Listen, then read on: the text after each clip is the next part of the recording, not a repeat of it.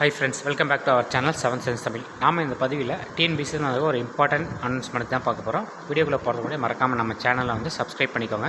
TNPSC எழுதுவோர் கவனத்திற்கு, அதாவது நம்ம இப்போ வரப்போகிற குரூப் 2 எக்ஸாம் செப்டம்பர் 14 நடக்குது. அதுக்கான ஹால் டிக்கெட் இன்றைக்கி ரிலீஸ் பண்ணியிருக்காங்க. சரிங்களா? அதை ஒட்டி ஒரு முக்கியமான ஒரு அறிவிப்பு ஒன்று வெளியிட்டிருக்காங்க.